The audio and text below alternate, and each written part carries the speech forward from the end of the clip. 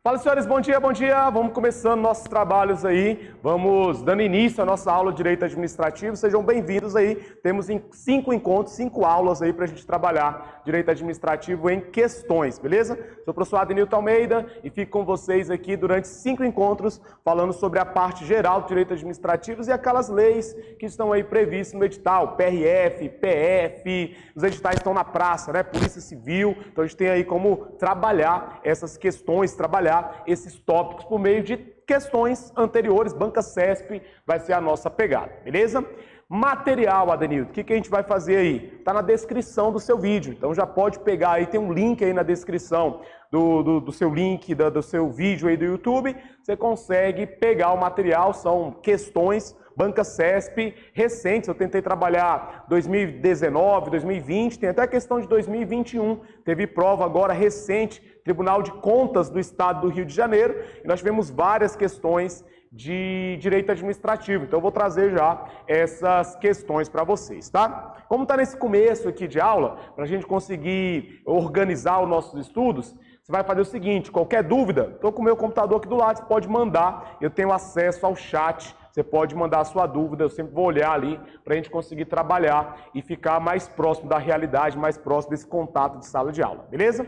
Então vamos trabalhar, tem muita coisa aí pra gente. Eu vou começar com conceito. Então, primeira prova, primeira questão que você vai pegar aí no nosso material é um conceito para o direito administrativo. Então, quando eu falo de direito administrativo, lá no seu edital eles pediram o conceito de direito administrativo. E eu quero trabalhar o seguinte com você. Dentro dos conceitos, tem uma vertente que tem ganhado muita influência dentro do direito administrativo nas provas do CESP, e aí eu quero que você acorde aí do outro lado, é o seguinte, ó, o CESP ele tem cobrado com uma frequência legal essa parte da constitucionalização do direito administrativo. Constitucionalização do direito administrativo. Adenilton, o que vem a ser essa constitucionalização do direito administrativo? Vou resumir, vamos ser bem objetivos aqui para a gente fechar esse tópico com os senhores, tá?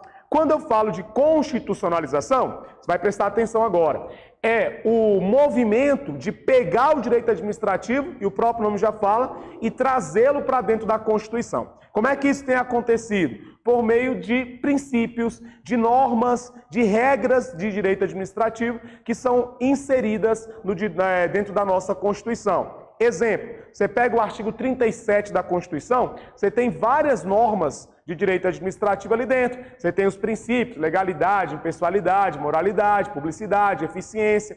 Todos esses princípios estão ali inseridos no nosso texto constitucional. E isso aí, na sua prova, aparece com o nome de constitucionalização do direito administrativo, que nada mais é do que trazer para a Constituição normas, preceitos, princípios, regras inerentes ao direito administrativo. Tá vendo? Tranquilo, não tem muita dificuldade aí da gente fechar esse tópico com vocês. Então, faz o seguinte, pega aí questão número 1, questão número 2, já vamos trabalhar, já vamos colocar em prática aquilo que eu expliquei rapidinho para vocês, tá? Então, olha lá, respira, pensa aí na remuneração do seu cargo e pega, ó, primeira prova, é a prova de Procuradoria Geral do Estado de Pernambuco, Banca CESP, ano 2019. Falou assim, ó, com relação à origem e às fontes do direito administrativo, aos sistemas administrativos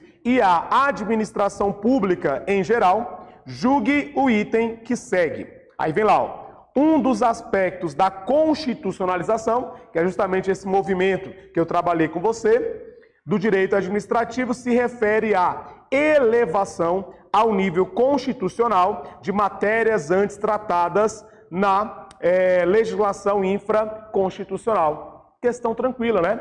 Constitucionalização, um dos aspectos, das vertentes dessa constitucionalização é justamente trazer regras do direito administrativo para dentro do texto constitucional. Questão número 1, já gabarita aí para você. Questão número 1 vai estar correta, tá? Coloca aí, gabarito. Questão número 1, gabarito correto. Vamos para 2, que vai ter o mesmo viés aí, a mesma pegada, ó. Procuradoria Geral de Manaus, prova de procurador 2018, anos próximos, 2019, 2018, eles cobraram a mesma coisa dos senhores, ó. Quanto às transformações contemporâneas do direito administrativo, julgo o item subsequente. Um dos aspectos da constitucionalização do direito administrativo se refere à releitura dos seus institutos a partir dos princípios constitucionais. Mesma coisa, tá? Constitucionalização. Pega o direito administrativo e traz regras, preceitos para dentro do texto constitucional. E aí você tem a constitucionalização do direito administrativo. Beleza? Adenil, tem caído em prova? Tem. Então, por isso que eu trouxe esse primeiro tópico aí para trabalhar com vocês. É o tópico da constitucionalização desse direito administrativo. Beleza? Vamos evoluindo, então. Fechei tópico 1, que eu queria trabalhar isso com você, porque o CESP tem cobrado. Pode vir aí na prova de vocês. Beleza? Vou dar um feedback aqui. Deixa eu ver se alguém mandou alguma coisa aqui. Tá? Bora lá, bora lá, bora lá. Beleza. Então, vamos seguindo aí o nosso bate-papo. Bora lá. Próximo tópico que eu quero trabalhar com você. Vou trabalhar esse aqui, ó. Fontes do direito administrativo. Essa parte de fontes é um tópico que o CESP tem uma paixão para cobrar, tá? O CESP gosta de cobrar sobre fontes do direito administrativo. Fontes é o local que nasce alguma coisa. Então, a explicação básica seria essa. Fontes do direito administrativo é o local que a gente extrai regras do direito administrativo. Eu vou fazer um bate-papo rapidinho e a gente vai para as questões, tá? Vai ser essa a nossa pegada. Faz um bate-papo, faz uma explicação preliminar e vamos para as questões. E aí, quando eu falo em fontes, eu e a doutrina e a prova vai dividir em fontes primárias, cuidado, ó, fontes primárias, e do outro lado, nós temos as chamadas fontes secundárias. Beleza. Grande detalhe, as fontes primárias, elas podem gerar direitos e obrigações. Grava isso aí para a prova de vocês.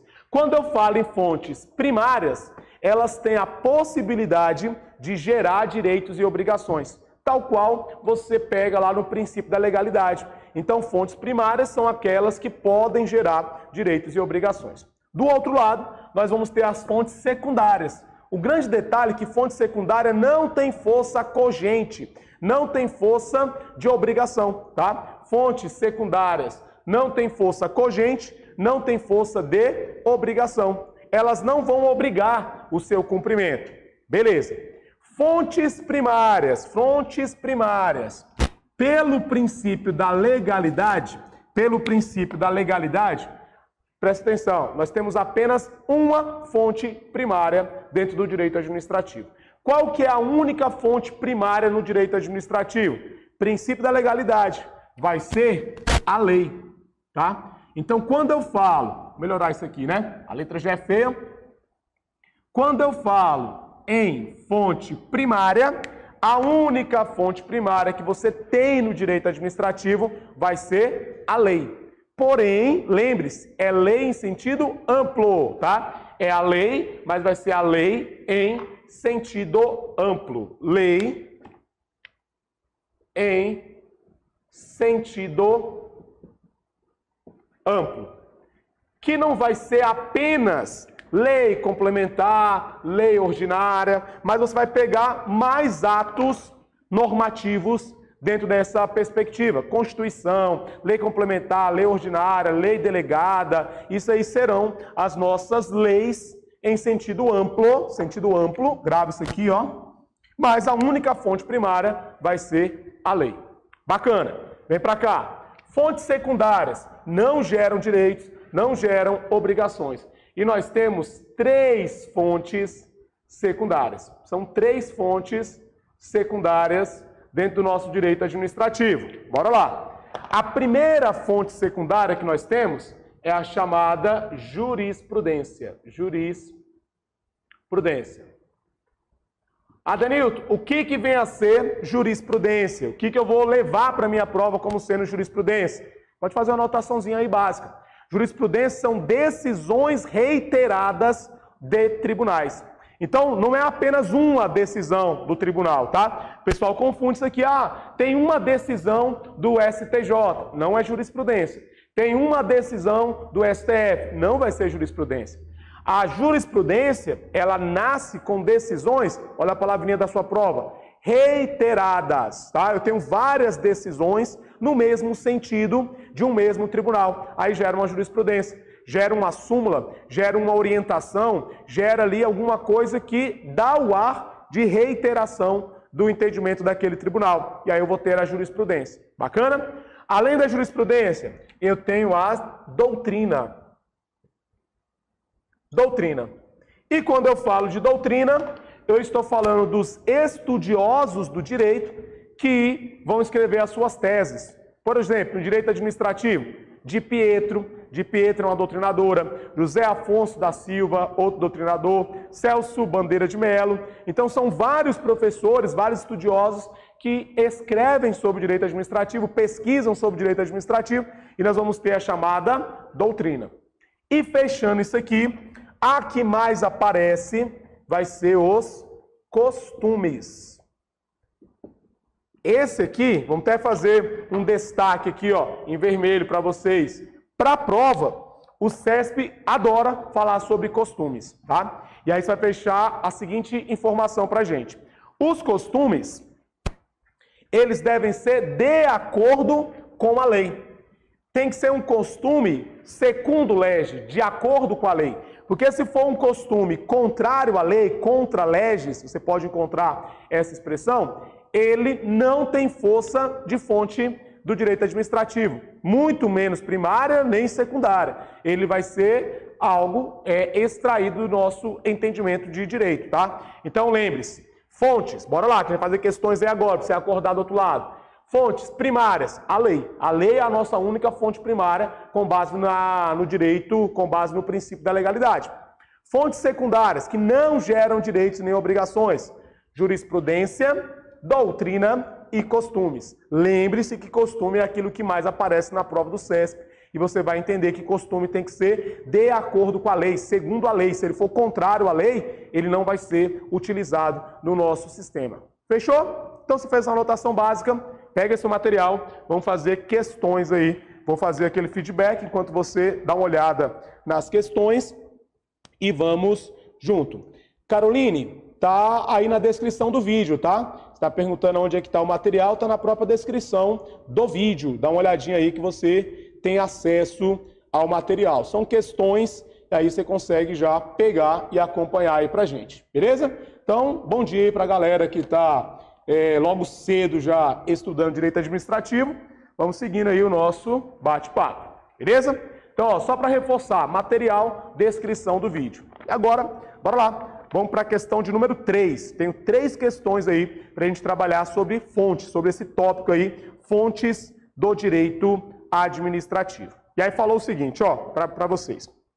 Questão número 3. Procuradoria-Geral do Estado de Pernambuco, prova de 2019. Com relação à origem e às fontes do direito administrativo, aos sistemas administrativos e à administração pública em geral, julga o item que se segue. No Brasil, assim como no sistema de common law, o costume é uma das fontes principais do direito administrativo. Professor, bora lá. Costumes, sim, é fonte do direito administrativo. Só que a questão está colocando costume não como fonte secundária, está colocando costumes como fonte primária. E ele usa um termo chamado de common law. Common law é um sistema que é adotado, por exemplo, na Inglaterra. O sistema de common law, ele é adotado naqueles países que têm a Constituição não escrita. O que seriam isso? São textos espalhados. Você não tem um código, não tem uma Constituição codificada, mas você tem várias normas que se juntam para gerar uma Constituição. E nesses países, os costumes, eles são elevados a normas primárias. Então lá, esses costumes acabam gerando direitos e obrigações. Sistema common law. Mas o Brasil não adota tal sistema. Aqui no Brasil nós adotamos o Civil Law. Então, o que seria isso aí? A norma, ela está positivada, escrita, ela está ali codificada. Ou seja, costumes no Brasil, cuidado, ó, ele é fonte do direito administrativo. Bacana. Só que ele não é fonte primária. Costume é fonte secundária. Costume é fonte secundária no nosso direito, tá? Fonte secundária e não fonte primária, não principal fonte, tal qual no sistema de common law. Seguindo, então questão 3, errada. Já anota aí pra gente. Questão número 3, errada. Questão número 4, ABIN. Galera aí que gosta aí, ABIN, nosso serviço secreto aí do Brasil, olha lá. 2018, oficial técnico de inteligência, concurso difícil, não é concurso fácil não. Então você vai se preparar aí para concurso de alto nível, PF, PRF, já tem aqui uma questão na proximidade do que você vai encontrar lá, se Deus quiser, dia 21 e dia 28, né? Vamos esperar aí ver quais são os próximos cenários a serem apresentados. Aí falou o seguinte, ó, questão número 4. Julgue o item que se segue a respeito de aspectos diversos relacionados ao direito administrativo. Faz o seguinte, já vai aí no chat, já coloca o gabarito dessa questão número 4. Participe, senão você acaba dormindo na cadeira. Então manda o seguinte, ó. Entre as fontes de direito administrativo, as normas jurídicas administrativas em sentido, olha a palavrinha que apareceu aí, em sentido estrito, já grifa isso aí, em sentido estrito, são consideradas lei formal e encontram sua aplicabilidade restrita à esfera político-administrativa. Bora lá com essa questão.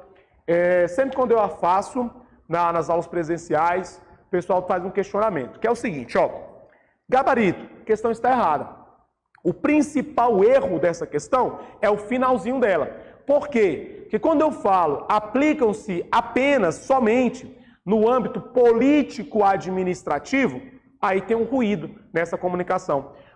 Pelo seguinte fato, cara, as normas, as leis, elas não são aplicadas apenas para a administração pública.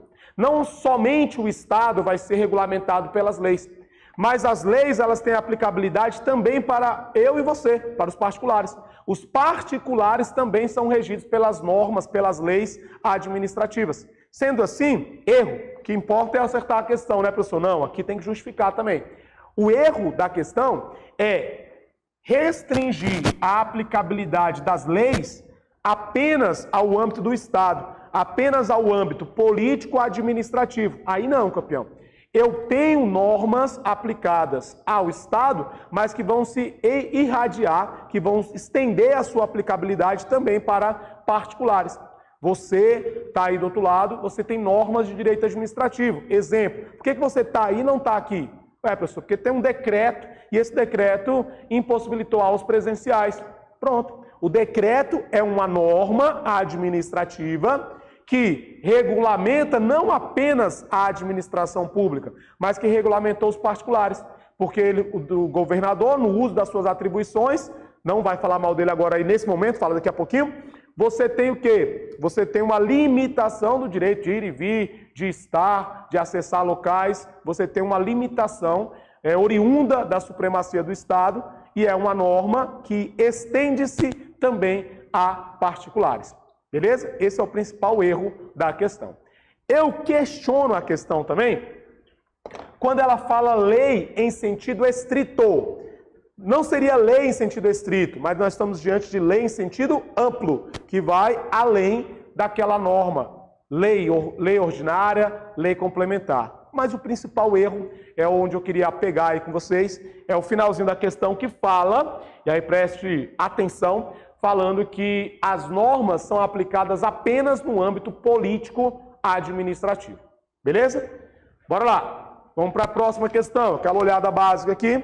Ver onde é que o preço... Isso mesmo, Luiz Paulo. Luiz Paulo, o único problema dele é que ele é vascaíno, né? Luiz Paulo lá de Ceilondres. Mas, enfim, lei é para todos. E seria essa pegada aí, realmente, tá? A Nara colocou aí errada a Elaine colocou errada, o Igor colocou errado e beleza, acertaram, viu? É justamente essa pegada aí, essa ideia. A lei para todos é ampla e não apenas para a administração.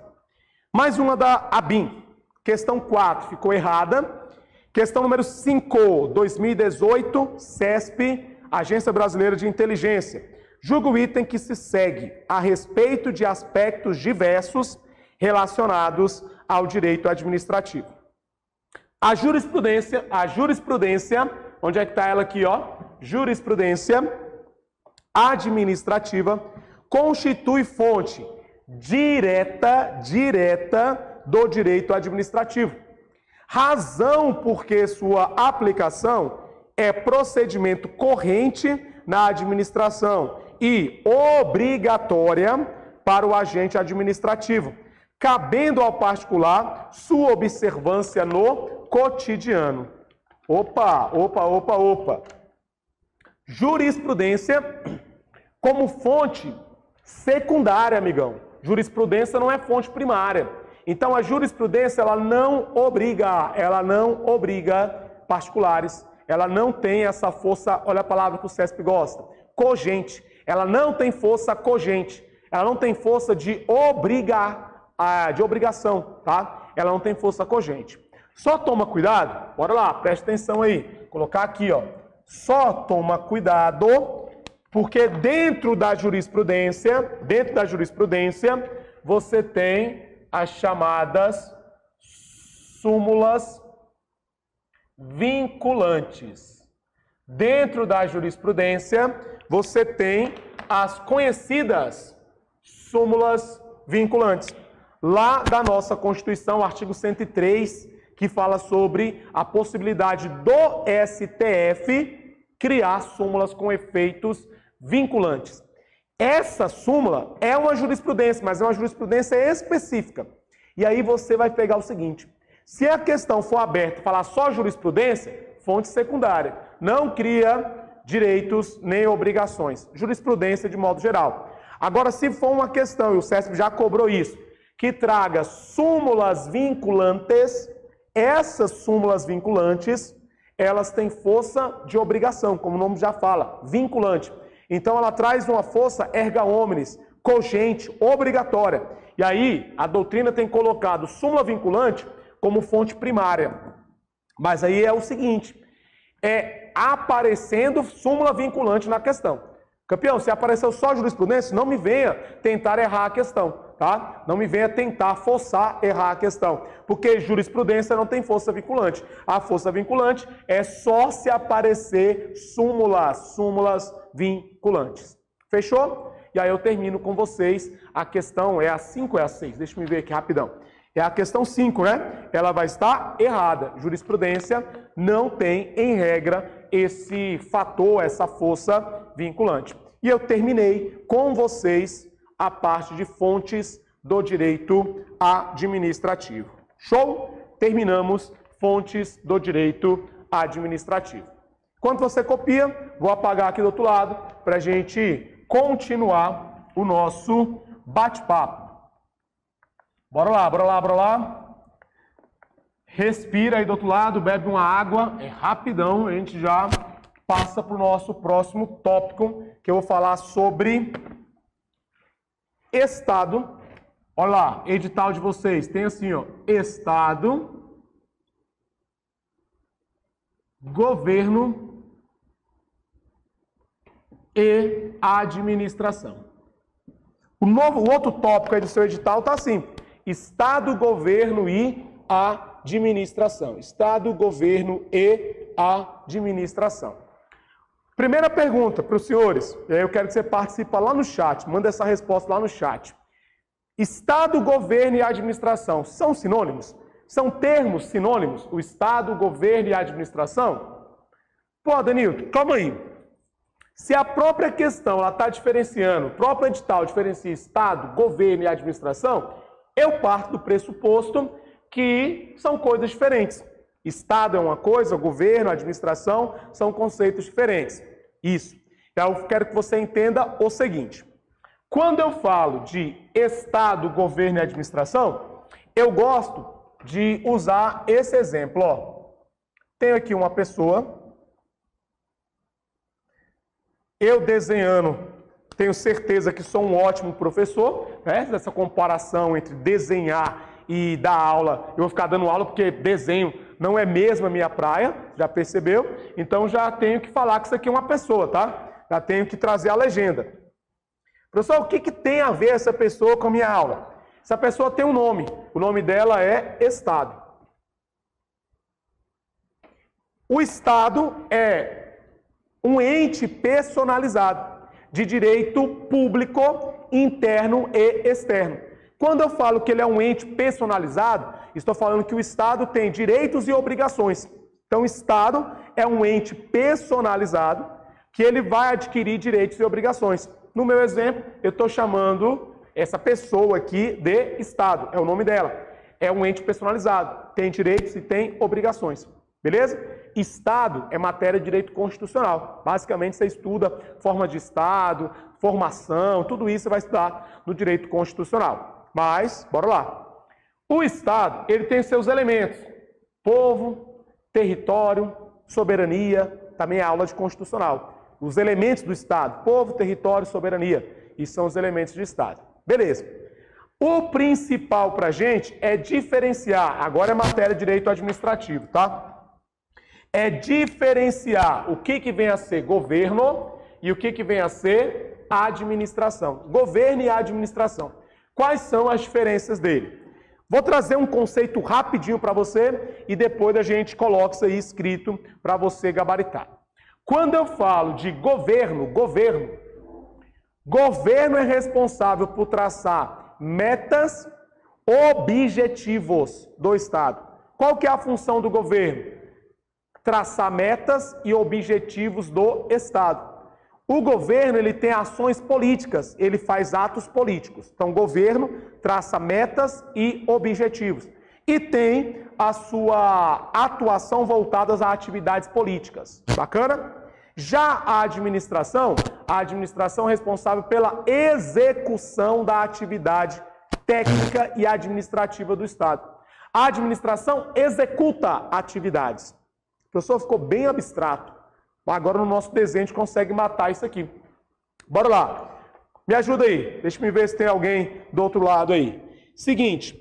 Quando eu falo, tá? Quando eu falo de governo, eu falo daquele que traça metas e objetivos do Estado. E eu posso fazer uma alusão do governo à cabeça. A cabeça do Estado seria o governo. Como assim? Cabeça. É aquele que governa, é aquela que traça metas, objetivos e diretrizes.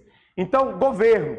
No nosso exemplo aqui, o governo, ele vai ser responsável por traçar as metas, os objetivos e as diretrizes do Estado. Isso é função do governo. O governo, ele é responsável por fazer atos políticos. Isso aqui é função do governo, fazendo ali alusão à cabeça dessa pessoa, à cabeça do Estado. Beleza, agora presta atenção aí. Olha para cá. Quando eu falo em administração, a administração é responsável pela execução. E aí, você dá uma ordem para sua mão pegar uma caneta. A ordem vem da cabeça e chega aqui, nos membros. Então, a administração, ela é responsável pela parte da execução. Então, a administração, ela vai fazer a execução da atividade. Ela vai fazer questões técnicas. Ela vai fazer atos administrativos. Então, essa é a diferença para a sua prova. Diferença básica. O CESP já cobrou isso aqui. Diferenciar Estado, governo e administração. Lembrando-se que o que importa para a nossa prova, que tem maior frequência, é cobrar a diferença de governo e de administração. E aí você tem o seguinte, ó, governo traça metas e diretrizes e objetivos e faz atos políticos.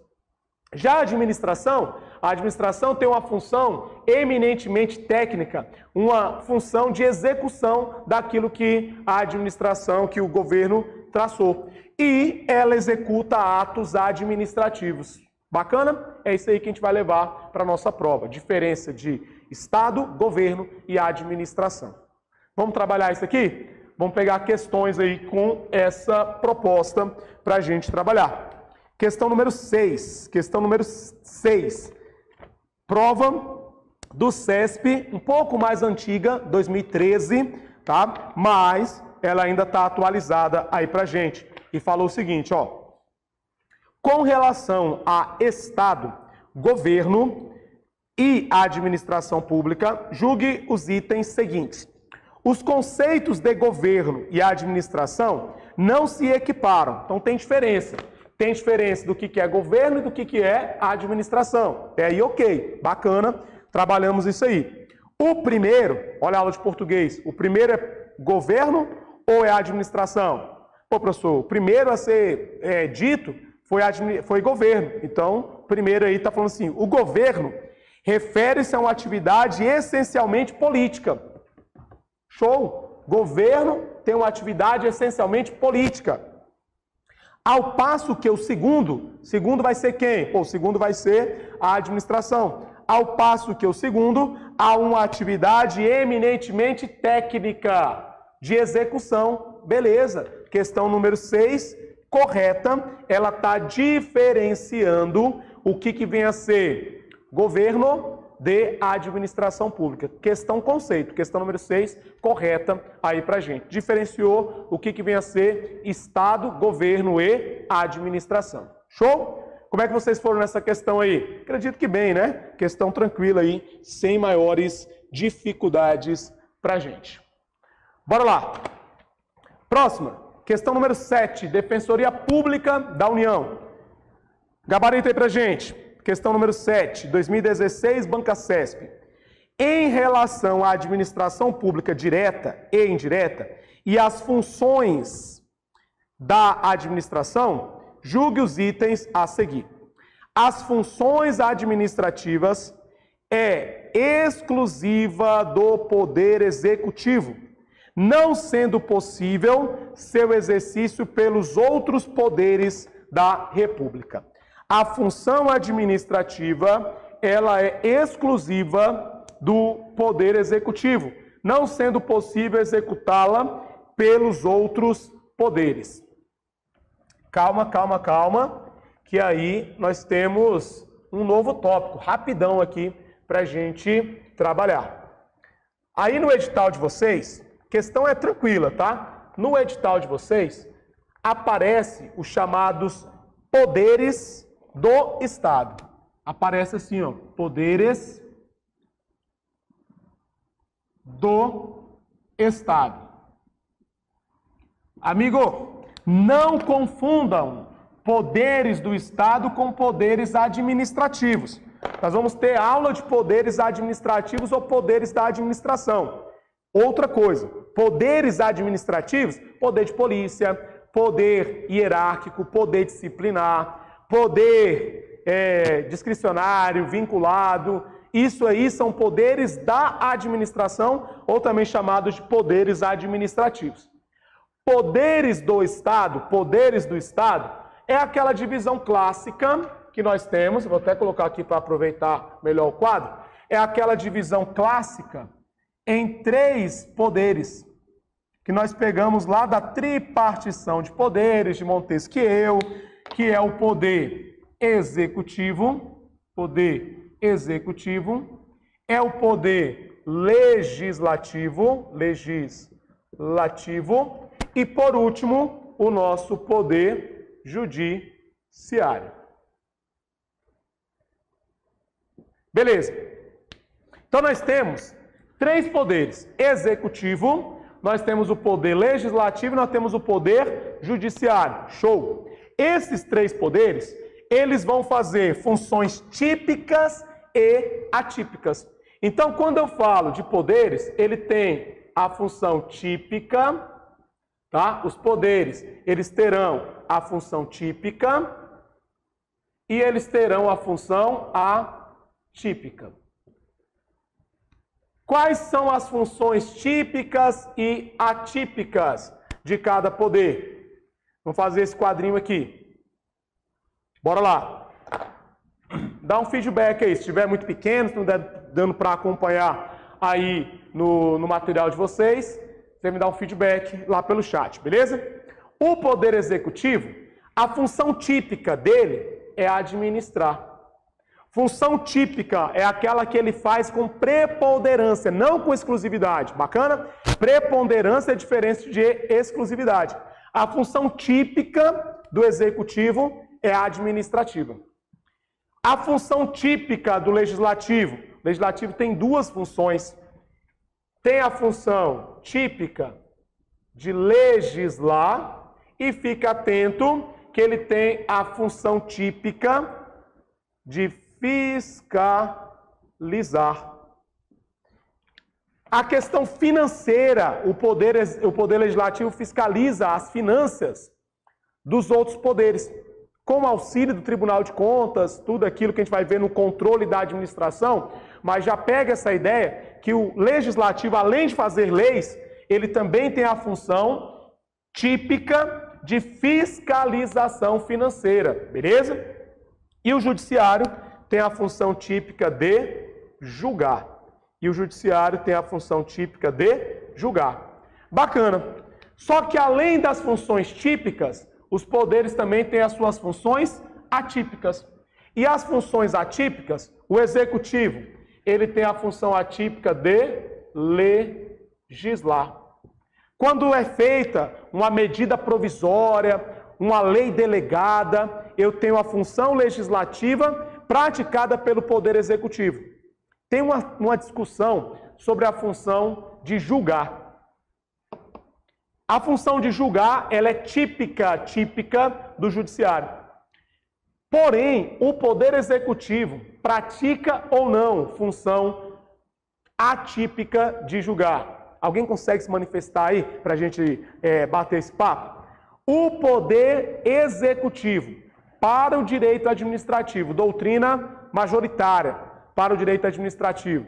O Poder Executivo, ele exerce a função de julgar para o Poder Executivo? Para a doutrina de direito administrativo? Não. O Poder Executivo não exerce a função judicial. Adenilton, mas eu já peguei aula, já estudei, e falaram que o PAD seria um exemplo de função judicante, de julgar, executada pelo Poder Executivo. Cara, você vai partir do pressuposto primeiro pelo nome. O nome é Processo Administrativo Disciplinar. Beleza. E você vai lá no artigo 5º para inciso 35 da Constituição, artigo 5º, inciso 35 da Constituição. Ele fala que nenhuma lesão ou ameaça de direito será excluída da apreciação do Poder Judiciário. Significa que o sistema que o Brasil adota não produz coisa julgada à decisão administrativa. A decisão administrativa não produz coisa julgada, ela pode ser reapreciada pelo Poder Judiciário. E essa reapreciação pelo Poder Judiciário traz a ideia, no direito administrativo, que o Poder Executivo não exerce a função judicante, a função atípica de julgar. Beleza? Então seria apenas a função de legislar para o Poder Executivo. O Legislativo, ele já administra, faz um concurso público, é administração. É administrar feito pelo Poder Legislativo. E ele também julga, agora sim ele julga. Quando o que, Adenilton? Ele julga o presidente da República em crime de responsabilidade. A competência para julgar o presidente em crime de responsabilidade é competência do Senado Federal, artigo 52.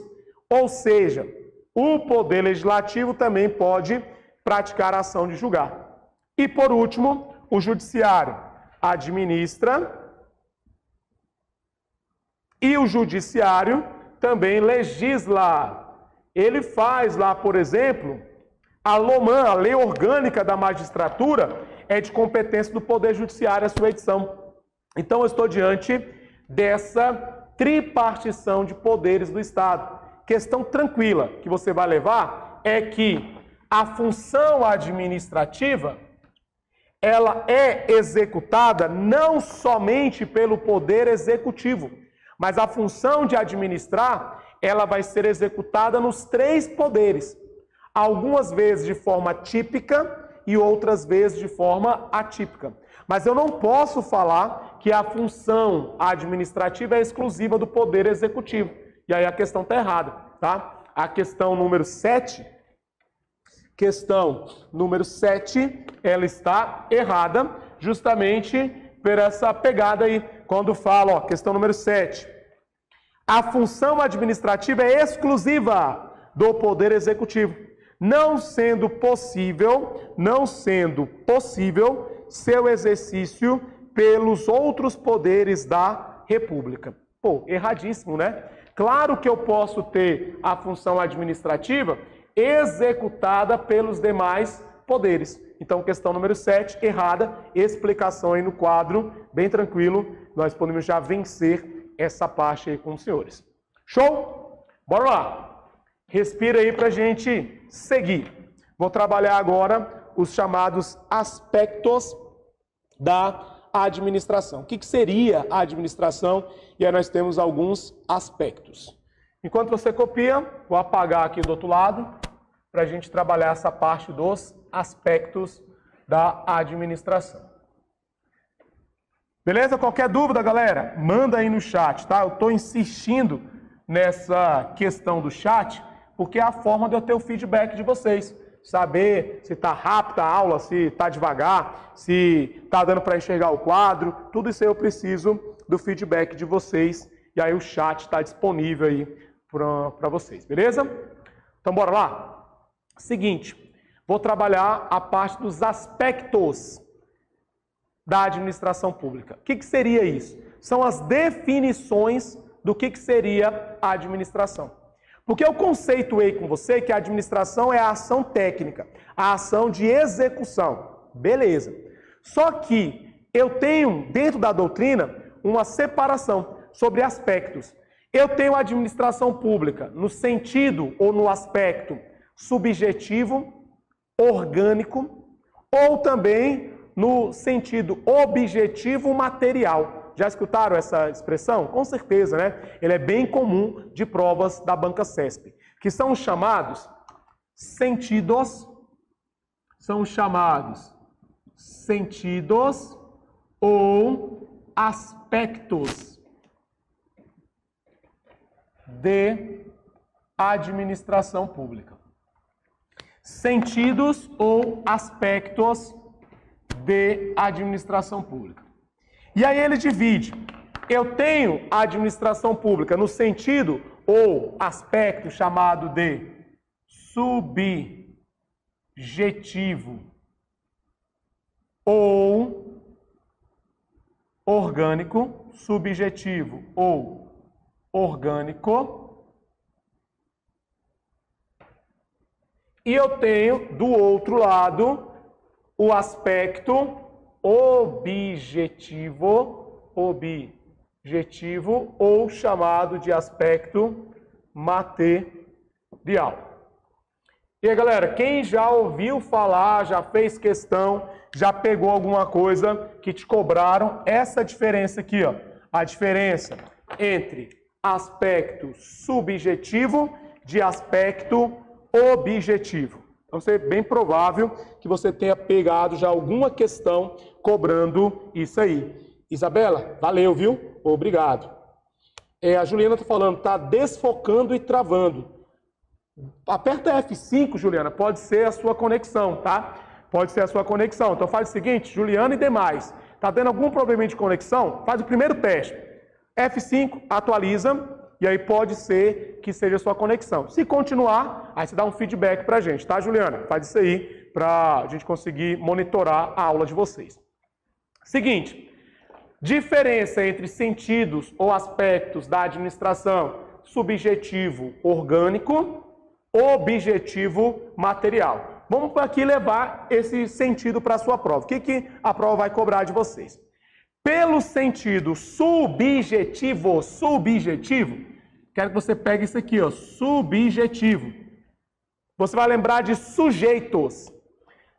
Orgânico, vai lembrar de órgãos, tá? Porque, pelo sentido subjetivo orgânico, a administração pública vai ser o conjunto de órgãos,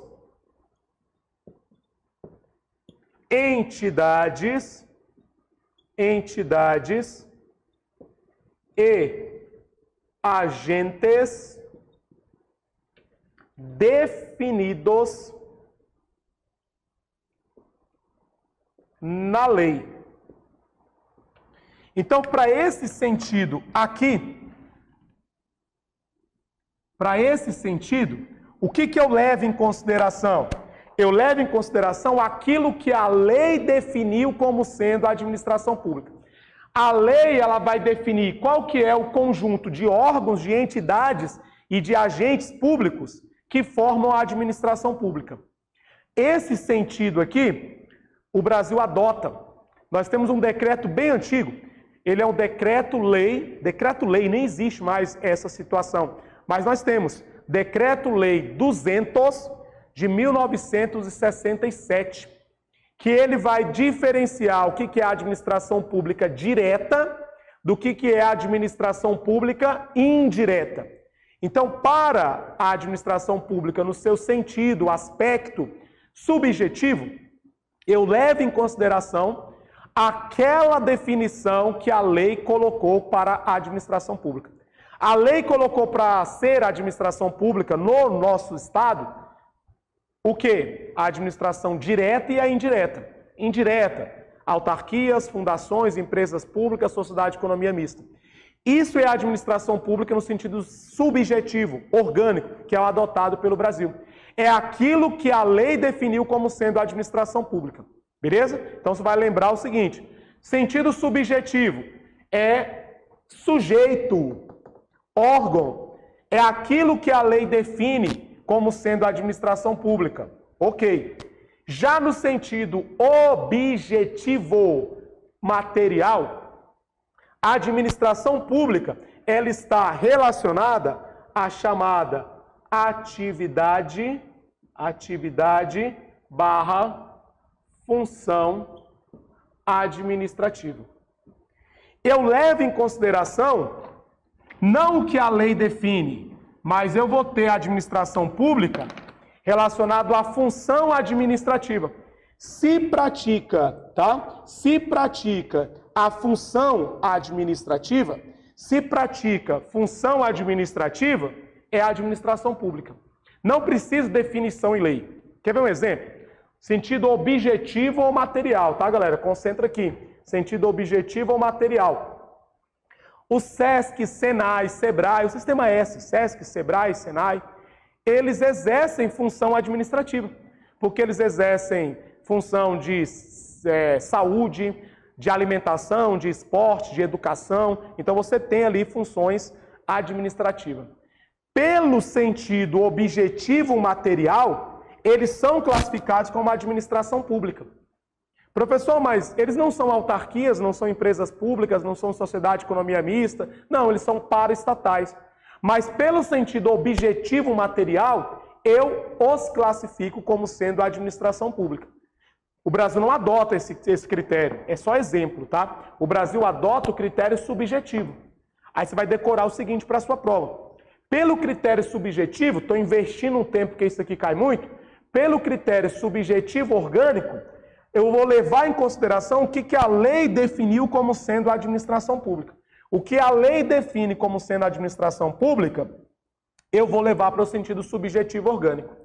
Diferente do objetivo material. O objetivo material eu levo em consideração não a definição da lei. Beleza, amigão? Não a definição da lei, mas eu levo em consideração a atividade desempenhada. Se a função desempenhada for uma função administrativa, se for uma função administrativa, vai ser classificado como administração em seu sentido objetivo material. Beleza?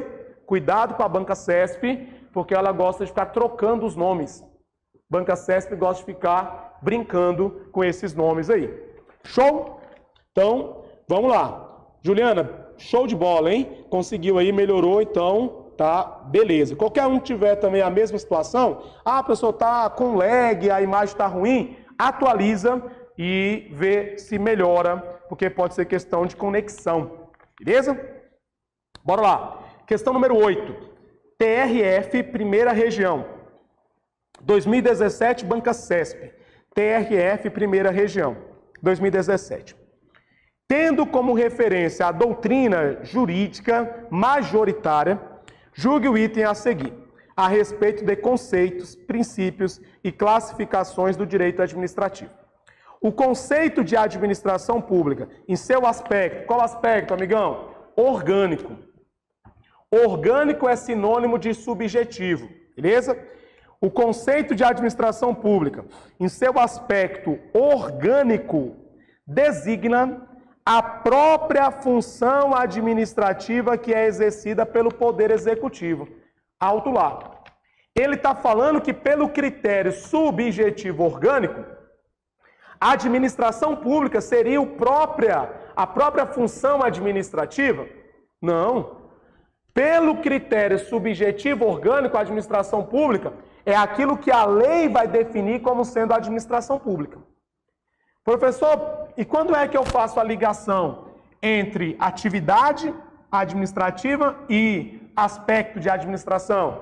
Pelo sentido objetivo. Objetivo material, tá? O objetivo material é aquele que leva em consideração a atividade desempenhada. Se é uma função, uma atividade administrativa, ou se é uma outra função ou atividade. Beleza? Então a questão número 8, né, irmão?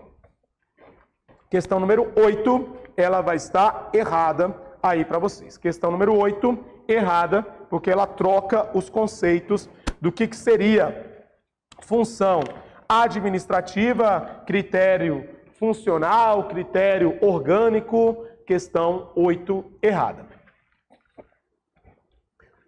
Meus amigos, venci o primeiro tópico do edital de vocês.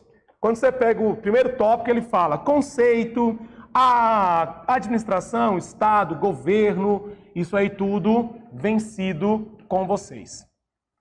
Próximo tópico, e esse é grande e esse é cobrado, deve ser um dos mais cobrados pela banca CESP, que é a organização administrativa.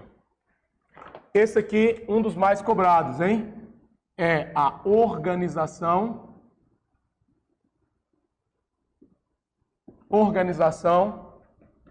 administrativa. Beleza. Primeira coisa que eu quero que você entenda é que a função administrativa, ela pode ser exercida de duas formas, a função administrativa. Bora lá, que isso aí, deixa eu ver se alguém tem alguma dúvida aqui sobre o que eu terminei até agora. Não. Então, beleza. Eu sempre estou indo ali no cantinho, galera, é porque é onde está meu computador. Aí eu consigo dar um feedback para vocês no chat. Organização administrativa. Beleza. A função administrativa, vou colocar ela aqui. Função administrativa. Ela pode ser exercida de duas formas.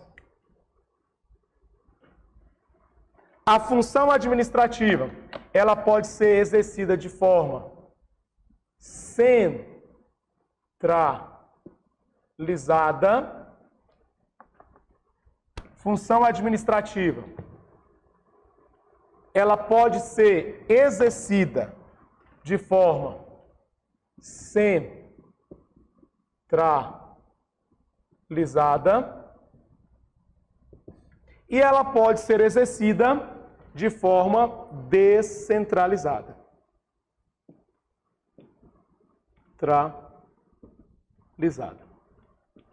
Beleza, então pegue isso aí para a sua prova. Ó.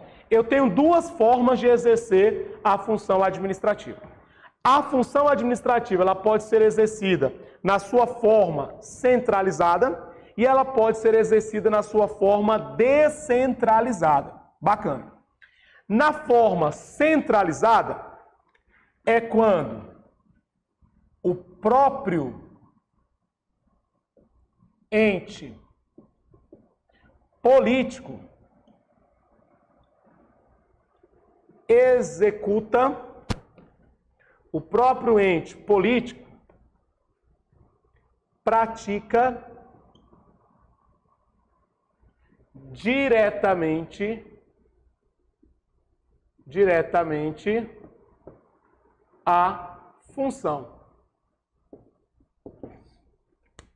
Vamos bater um papo rápido sobre isso aqui para você entender. Primeiro, Adenilton, o que vem a ser ente político? Você está falando aí que o próprio ente político exerce a função. Cara, ente político são os entes federados. União, Estados, DF e municípios. Nós temos 4 entes políticos. União, Estados, DF e municípios são entes políticos. Então ele está falando o seguinte, ó, quando o próprio ente político pratica diretamente a função, a atividade, eu estou falando de administração centralizada. O próprio ente político pratica a sua atividade. A administração centralizada está relacionada à chamada administração direta. A administração direta é exemplo de administração centralizada. Por exemplo, Secretaria de Saúde.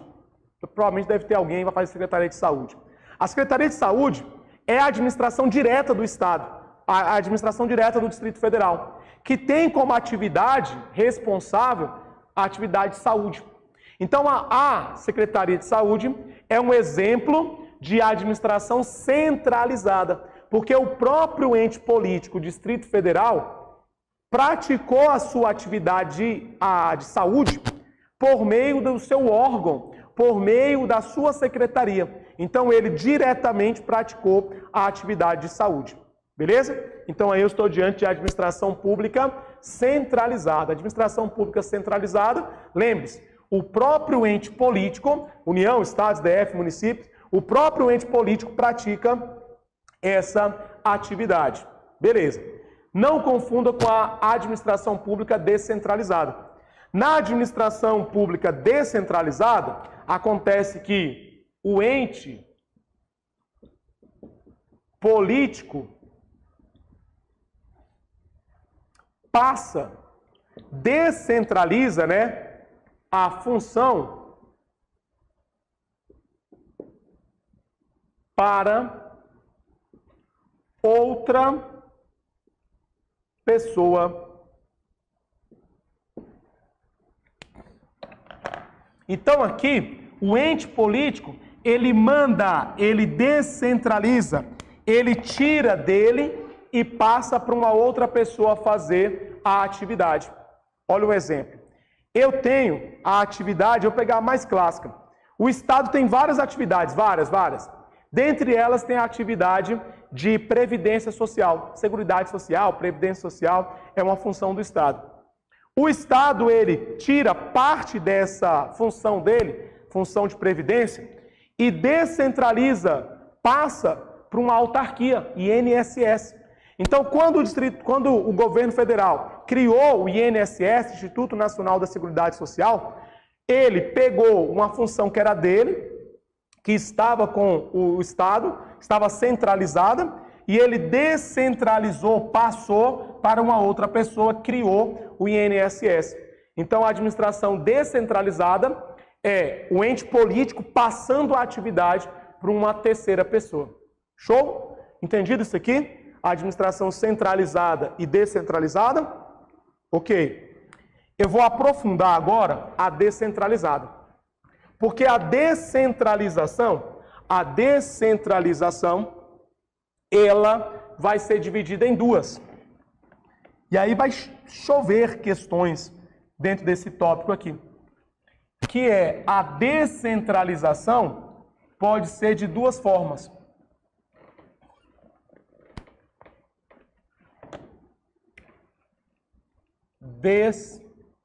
Descentralização.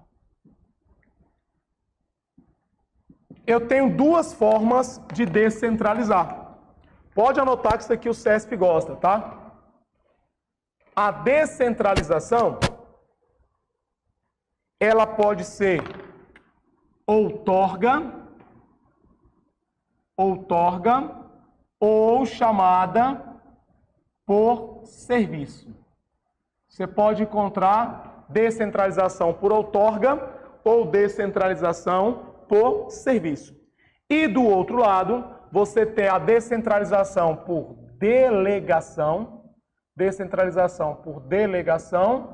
ou por colaboração.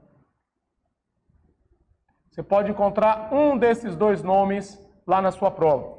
Descentralização por outorga ou por serviço, ou também chamado de descentralização por delegação ou por colaboração. Vamos entender a estrutura. A estrutura é o seguinte, ó. O ente político, ele vai pegar a atividade dele e passar para uma outra pessoa. Beleza. Olha a estrutura, a gente vai trabalhar por partes, tá? Primeiro, na outorga, eu tenho o ente político. Adenilton, o que é o ente político? União, estados, DF e municípios. Ente político. Ela vai descentralizar para uma outra pessoa. Na delegação, eu tenho novamente o ente político que vai descentralizar para uma outra pessoa. Tá, Adenilton, mas quais são as diferenças? A diferença está aqui agora, viu? E aí você tem que prestar atenção para não errar na prova. Na outorga, o ente político descentraliza para a chamada administração indireta.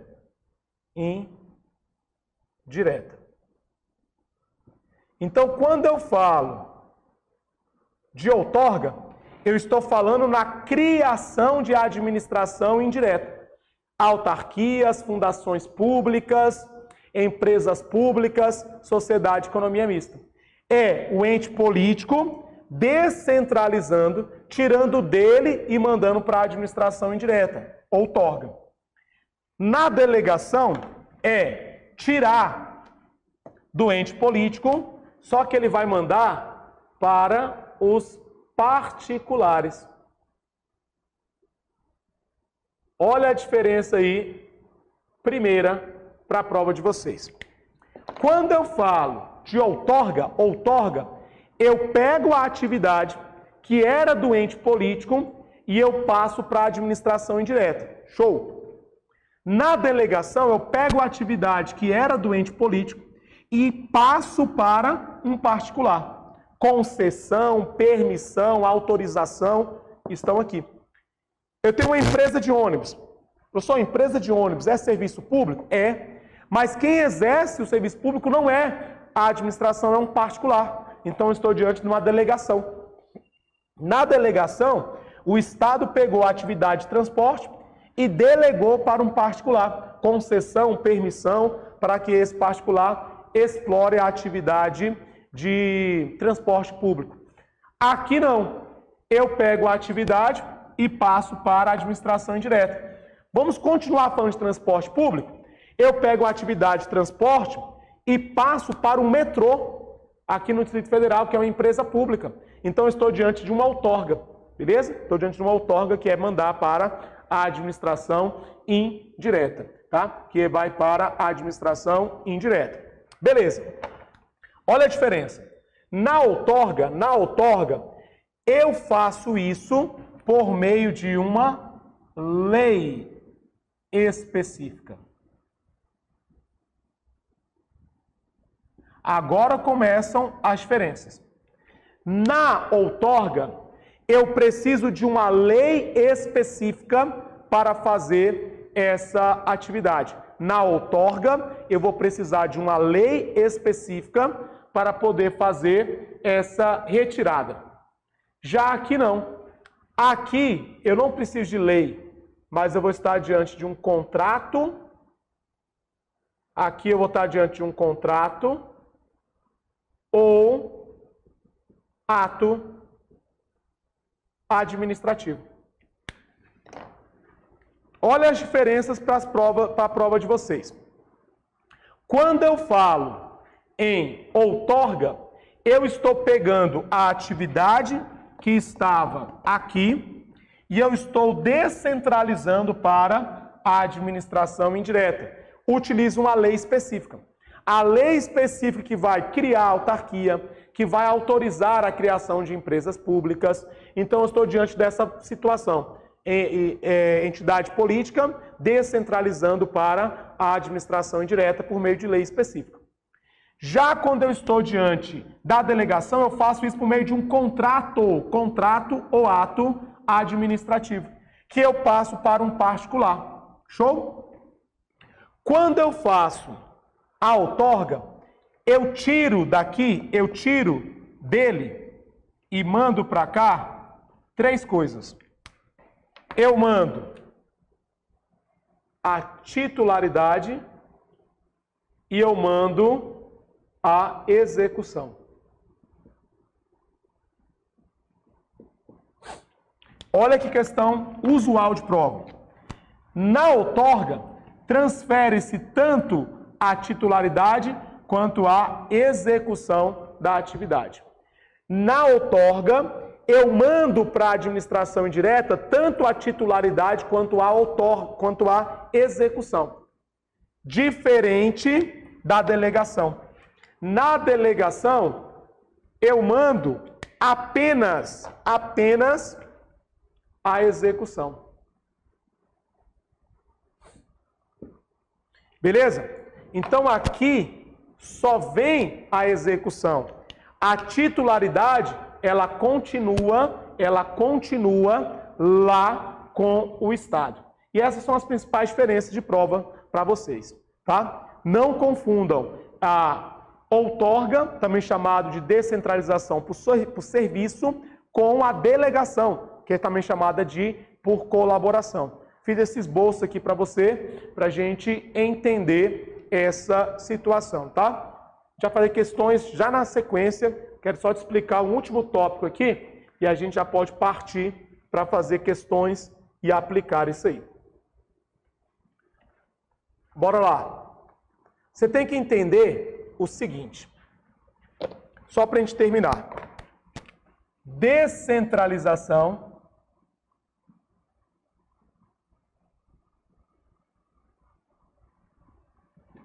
e do outro lado, a desconcentração.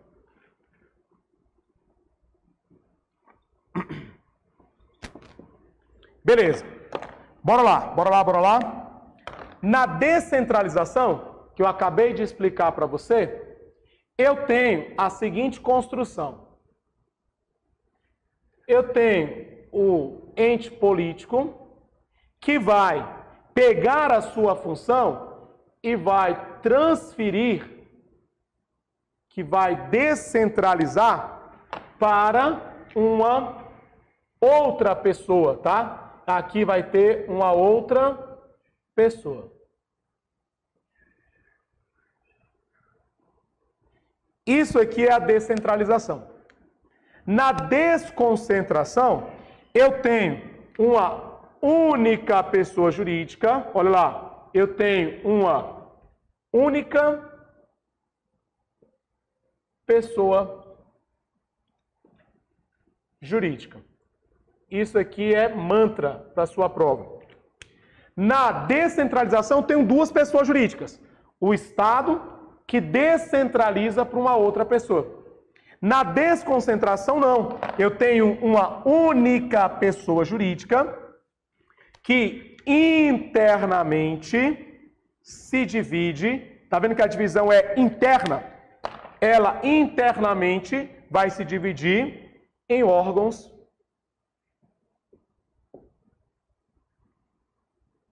ela vai internamente fazer a divisão em órgãos. E aí vai ficar o seguinte aí para a sua prova. Olha a diferença essencial. Na descentralização eu tenho duas pessoas jurídicas. O Estado descentraliza para uma outra pessoa. E o grande detalhe é que entre o Estado e a pessoa que ele criou, não existe subordinação. Não existe subordinação entre o Estado e a pessoa jurídica que ele cria. O que vai existir entre eles é essa palavra aqui, ó, vinculação. Nunca vá falar que existe hierarquia, que existe subordinação entre o Estado e a pessoa que ele cria na descentralização. Não, não tem subordinação. Você tem uma relação de vinculação entre o Estado e a pessoa que ele cria. Bacana. Agora, na desconcentração, por que eu fiz esse CO aqui? Porque a partir de hoje, quando você vir desconcentração, eu quero que você lembre desse O, desse CO em vermelho, e você lembre que desconcentração vai ser a criação de órgãos públicos. Então, a partir de hoje, desconcentração é o CO. O que é desconcentrar? É a criação de órgãos públicos. E a desconcentração, eu tenho uma única pessoa jurídica que vai internamente se dividir. E aí vem duas observações. Primeiro, nessa relação existe uma subordinação. Diferente da descentralização. Na descentralização você não tem subordinação, você tem vinculação. Aqui não, você tem uma relação de subordinação. Subordinação entre esse órgão e a pessoa jurídica que ele criou. E esse órgão, ele não tem personalidade jurídica própria. O órgão não tem, órgão público, não tem personalidade jurídica própria. Marca, decora, destaca que isso aí é objeto de prova. Órgão público não tem personalidade jurídica própria. Te contando uma historinha rápida. O cara que pensou isso aqui era um alemão chamado Orton Gierke. E o que o Orton Gierke ele tinha de importante aí? Ele era jurista, mas ele também era médico. Então, quando ele pensou nisso aqui, ele imaginou o corpo humano. E o corpo humano dividido em órgãos públicos, em órgãos. O coração, o fígado, o pulmão, cada um são órgãos responsáveis por uma função dentro do corpo. Mas nenhum deles tem personalidade jurídica e todos estão subordinados ao próprio corpo humano. O meu fígado, o meu rim, o meu pulmão está subordinado ao corpo que ele pertence. Beleza? Então essa é a ideia, essa é a diferença para a prova. Não confundam descentralização com desconcentração. Aqui eu fiz uma diferenciação entre outorga e delegação, e isso é objeto usual de provas para os senhores. Tá? Vamos trabalhar. De Universal, nem consigo falar o nome, é gringo, André. O nome do cara é gringo aqui, entendeu? Então eu só vou respondê-lo, mas é o meu amigo aí com o nome gringo aí. Falou o seguinte, ó, professor, qual das duas é por tempo determinado e a de tempo indeterminado? Amigão, esse aqui, ó, que é a outorga, é indeterminado. O tempo é indeterminado.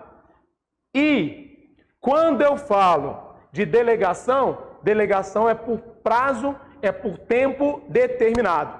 Então a outorga é por prazo indeterminado, outorga, serviço, prazo indeterminado. Delegação, prazo determinado. Eu tenho lá um contrato que vai vigorar por 10 anos. Contrato de transporte, 10 anos. O cara tem lá a concessão para explorar aquela atividade. Depois de 10 anos tem que fazer uma nova licitação, um novo contrato, porque já acabou ali o prazo dele. Diferente da outorga. Na outorga, é prazo indeterminado. Criei uma autarquia. Por quanto tempo? Não sei. A autarquia vai durar aí por tempo indeterminado. Não tem um prazo determinado para que a autarquia ela vigore. É por prazo indeterminado. Beleza? Então, a resposta aí para o meu amigo é outorga indeterminado, delegação prazo determinado. Show? Então, ó, resposta dada. Vamos juntos aqui para a gente seguir o nosso bate-papo. Vamos para a questão número 9. Questão número 9, ainda na primeira página, questão número 9 aí para a gente. Fala o seguinte, ó. Prova da Procuradoria-Geral do Estado de Pernambuco. Questão 9. A respeito da organização administrativa da administração pública, julga o item a seguir. A administração pública direta reflete uma administração centralizada. Lembra que eu te falei isso? A administração pública direta é exemplo, é sinônimo de administração centralizada. A administração centralizada é quando a própria administração executa as suas atividades. Ela não passa para uma outra pessoa fazer. Então, até agora está ok. Enquanto a administração indireta reflete uma administração pública descentralizada. Perfeito, sem maiores dificuldades. A administração pública direta é a administração centralizada. E a administração pública indireta reflete a administração pública descentralizada. Questão 9, correta. Questão 9, correta. Questão 10. A respeito da organização administrativa da administração pública, julgue o item a seguir. Desconcentração, tá aqui, ó. Desconcentração, criação de órgãos. A respeito da desconcentração administrativa, consiste na distribuição do exercício das funções administrativas por pessoas jurídicas autônomas. Alto lá. Como assim? Desconcentração tem pessoas jurídicas autônomas? Não. Na descentralização, eu tenho uma única pessoa jurídica que internamente se divide em órgãos públicos, que não tem personalidade jurídica. Então a questão aí, questão número 10, ela está errada, porque na desconcentração eu não tenho pessoas jurídicas autônomas. Eu terei pessoas jurídicas autônomas na descentralização. Questão errada. Questão 11. Defensor 2019. Defensoria Pública aqui do Distrito Federal. A respeito da organização administrativa e de poderes e deveres da administração pública, julga o item seguinte. A distribuição de competência a órgãos subalternos despersonalizados, como as secretarias gerais, é modalidade de descentralização de poder. A divisão, a separação de competências para órgãos não vai ser descentralização, mas vai ser uma desconcentração. É só você lembrar que desconcentração consiste na criação de órgãos públicos. Quando eu crio órgãos públicos, eu estou diante da desconcentração. Quando eu crio entidades, eu estou diante da descentralização. Questão aí errada. Questão 11, errada. Questão 12, olha o ano, 2021. Então já tivemos concurso e eu já consegui trazer questões para vocês, tá? Banca CESP 2021 cobrou o seguinte aí do candidato. Julgue o item que se segue a respeito do Estado brasileiro e da sua organização. São exemplos de entidades integrantes da administração pública indireta, as agências reguladoras, a sociedade de economia mista e as organizações sociais. São exemplos de administração indireta. Agências reguladoras. A agência reguladora é uma espécie de autarquia, então faz parte da administração indireta. Beleza, bacana. Sociedade de economia mista. Sociedade de economia mista também vai fazer parte da administração indireta. A administração indireta tem 4. Autarquias, fundações públicas, empresas públicas e sociedade de economia mista. Então, até agora, ok. Só que agora, olha o que ele colocou aí pra gente, a última. organizações sociais. Manda aqui no chat.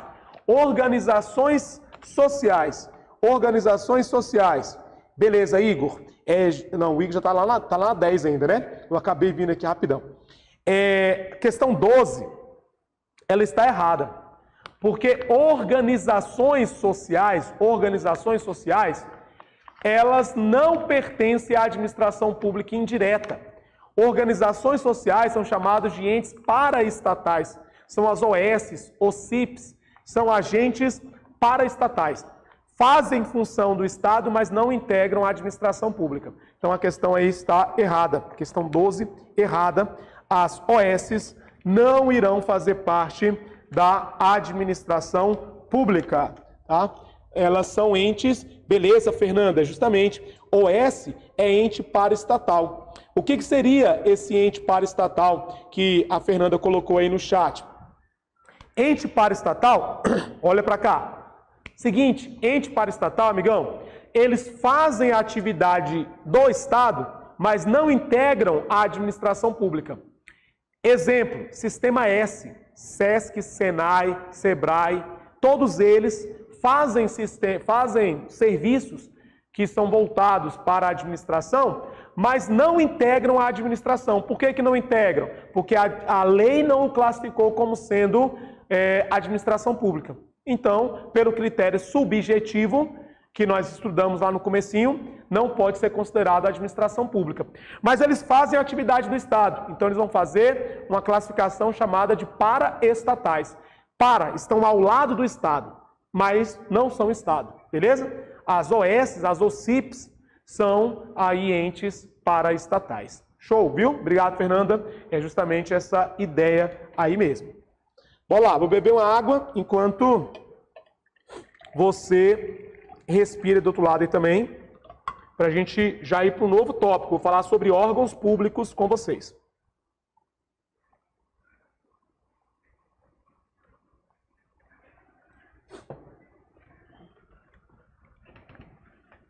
Bora para cá. Rapidinho, órgãos públicos. Vamos ver aqui que eu separei de questões para a gente trabalhar sobre os órgãos públicos.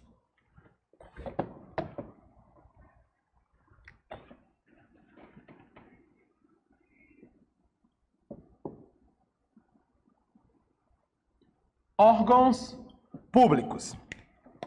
Primeira coisa, amigão, órgão público, você tem que lembrar que ele veio do processo de desconcentração. Órgãos públicos foram criados pelo processo de desconcentração. Primeira informação.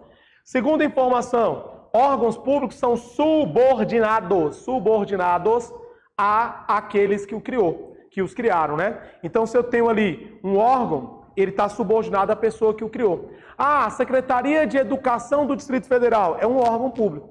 A secretaria foi criada pelo próprio DF. Então, ela está o quê? Subordinada ao DF, ao governo do Distrito Federal. E o órgão público, talvez essa aqui seja um desdobramento importantíssimo, eles não têm personalidade jurídica própria. Então, o órgão público não tem personalidade. Ele não pode ter direitos e nem obrigações. Órgãos públicos não têm patrimônio. Órgãos públicos não podem figurar em juízo. Não tem capacidade jurídica, capacidade postulatória, capacidade de estar em juízo. Beleza? E aí a gente já pode fazer as questões, que nas questões a gente vai aprofundando isso aí. Então pega aí, questão número 13. Questão número 13. Falou o seguinte pra gente, ó.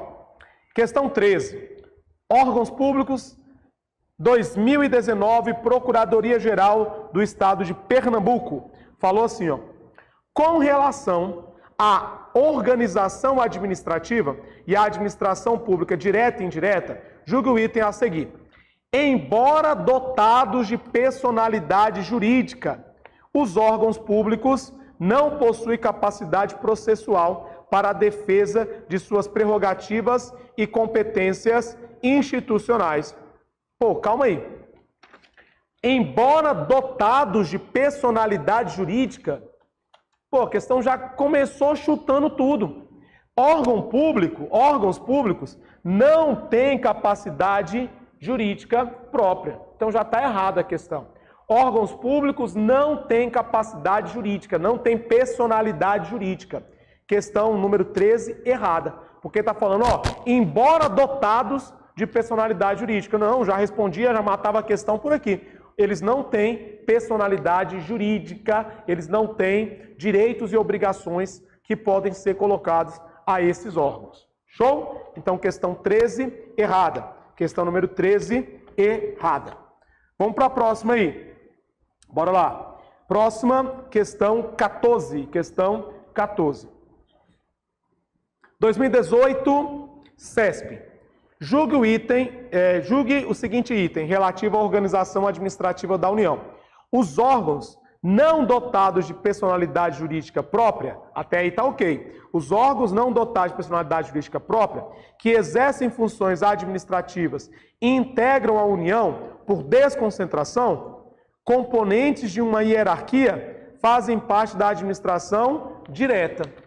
Ótimo. Questão 14 está correta, tá? Órgãos públicos não têm personalidade jurídica, show. Existe uma hierarquia, uma subordinação entre o órgão público e a pessoa que o criou, beleza, a questão está certa nesse esquema. E os órgãos públicos fazem parte da administração direta. Ótimo. Só uma observação para os senhores. Eu tenho órgãos públicos tanto na direta quanto na indireta, tá? Cuidado, porque a gente associa a órgãos públicos somente na administração direta, errado. Eu também posso ter órgãos públicos na administração indireta. Vamos pegar o seguinte exemplo. Eu tenho o Detran. O Detran é uma autarquia, a autarquia é a administração indireta. O Detran, ele tem uma divisão interna de competências. Lá no Detran você tem um setor responsável pela fiscalização externa, você tem um que é responsável pela engenharia de trânsito, você tem outro que é responsável pela emissão de documentos. Então, essa divisão interna é uma desconcentração dentro do Detran, da pessoa jurídica Detran. E aí você tem os órgãos públicos, tá? Você tem órgãos dentro do Detran. Ou seja, órgãos. Desconcentração, ela existe tanto na administração direta, quanto também vai existir na administração indireta. Pode marcar isso aí, porque é um tópico que algumas pessoas acabam confundindo essa situação. Questão 14, correta. Vamos para a questão 15. 2015, TJDF, analista judiciário. A respeito da organização administrativa, dos atos administrativos e dos contratos e convênios administrativos, julgue o item a seguir. De acordo com a teoria da imputação, atualmente adotada no ordenamento jurídico brasileiro, a manifestação de vontade de pessoa jurídica dá-se por meio dos órgãos públicos, ou seja, conforme essa teoria, quando o agente do órgão manifesta sua vontade, a atuação é atribuída ao Estado. Amigo, essa teoria, o CESP tem gostado demais de cobrar sobre essa teoria, que é a famosa teoria do órgão, ou da imputação volitiva. Quem já ouviu falar dessa teoria? Teoria do órgão ou teoria da imputação volitiva? Adenilton, o nome é estranho. Nunca ouvi falar. Nome estranho, ainda não ouvi falar sobre essa teoria do órgão da imputação volitiva. Você vai entender agora, é muito fácil, tá? Pega aqui a Polícia Civil do Distrito Federal, Polícia Civil do DF. Muitos senhores vão estar lá nos próximos anos aí, estarão nesse órgão aqui, Polícia Civil do Distrito Federal. E aqui tem o agente público. Aqui você tem o polícia, né? Você tem aqui o agente de polícia, o escrivão, você tem o papiloscopista, você tem lá o delegado, você tem o agente de modo genérico aqui, de modo geral, tá?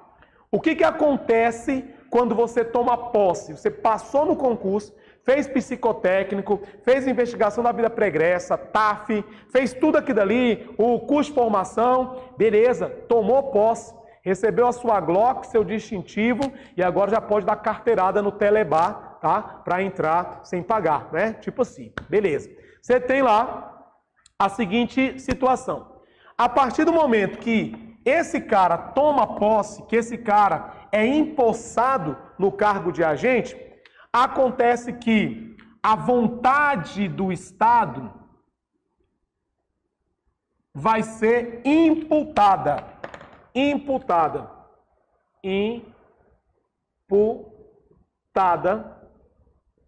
A vontade do Estado na pessoa desse agente. Então, a partir de hoje, quando esse cara praticar as atividades, não vai ser, pegar nomes aqui para usar no meu exemplo, não vai ser o Igor, não vai ser o Luiz, não vai ser a Fernanda, tá? Não vai ser a Luana. O meu amigo aí do The Universal, eu não sei falar o último nome, então por isso que eu não estou te usando de exemplo, tá? Mas enfim, minha galera está acompanhando aí o chat. Quando o Igor, a Juliana, o Luiz tomarem posse na Polícia Civil, as funções da Polícia Civil são imputadas ao agente de polícia, Luiz, Igor, Fernanda.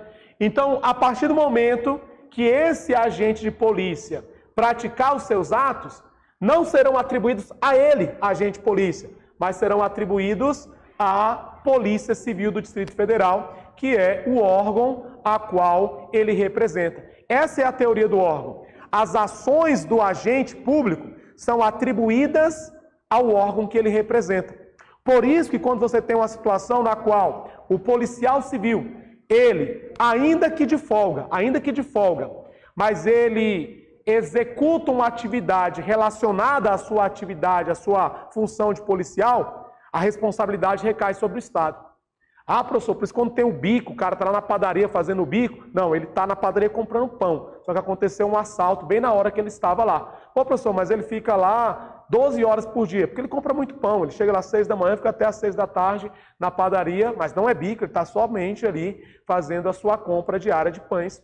E acabou que teve um assalto, ele reagiu, né? Não é bico. Enfim, as atribuições do Estado são atribuídas ao agente público. Então, quando o agente público pratica as suas funções, o Estado responde por ele. Essa é a teoria do órgão ou da imputação volitiva que o CESP adora falar, tá?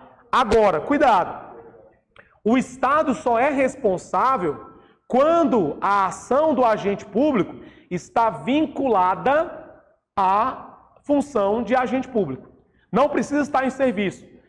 Como eu te disse, é um policial no dia de folga que, para evitar um assalto, ele vai agir como policial, ainda que de folga, mas ali é o Estado, então as ações dele são atribuídas ao Estado. Agora, se for uma situação que esse cara, esse servidor público, está agindo, mas não tem ligação com o Estado não é responsável.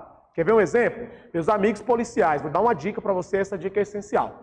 Vai chegar em casa mais cedo, o que você tem que fazer? O plantão acaba às 8 da manhã. Mas por alguma situação você saiu mais cedo.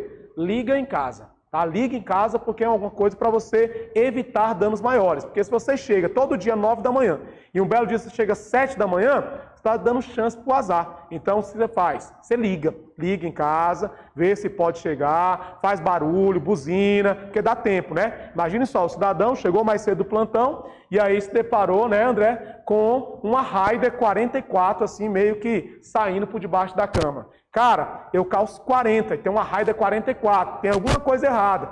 Procurei o cidadão e encontrei. E aí eu vou lá e acabo, né? Vou pegar tudo que eu tenho de munição e vou exaurir.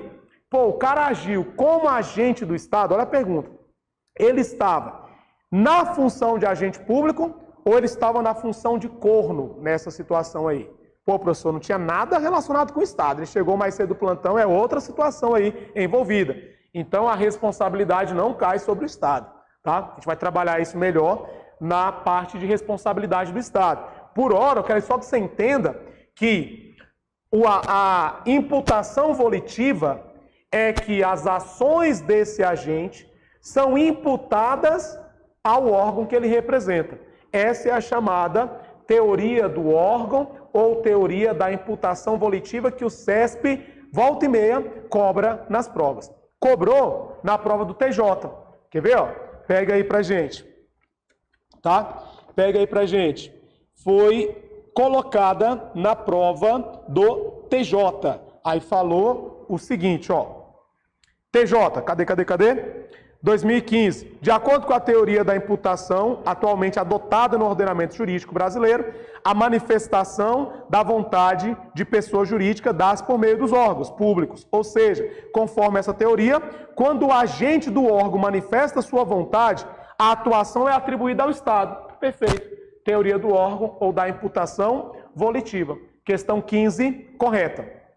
Questão 16. Prova da Telebrás, administrador 2015. Falou o seguinte aí para você. Falou assim, ó. Julgue o próximo item acerca dos princípios administrativos e da responsabilidade dos agentes públicos. Aí colocou, ó, a teoria do órgão, segundo a qual os atos e provimentos administrativos praticados por determinado agente são imputados ao órgão por ele integrado.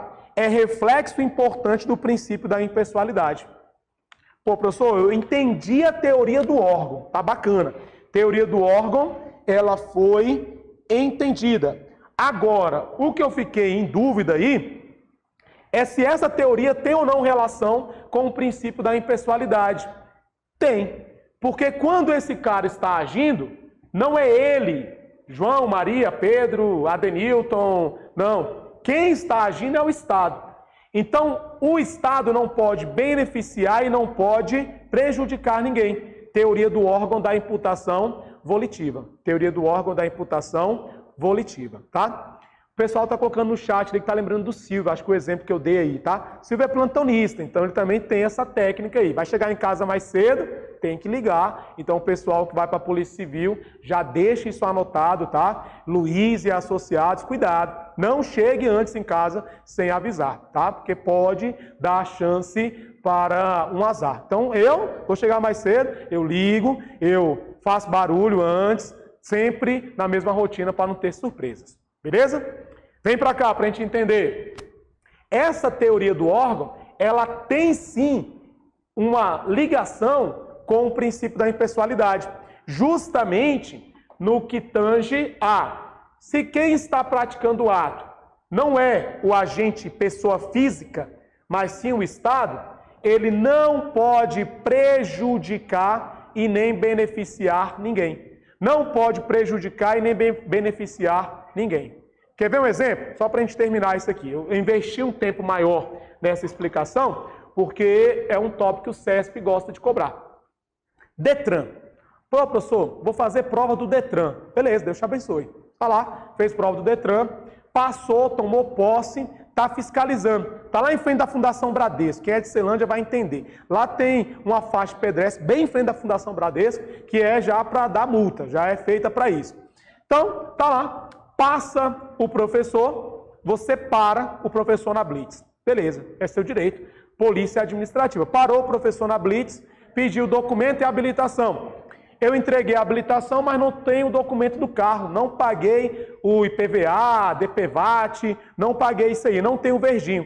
Só que você me reconhece e fala, cara, Adenilton, você me deu aula lá no Espaço Campus Taguatinga, uma aula telepresencial no momento da pandemia, e eu passei no Detran e caiu uma questão sobre imputação volitiva.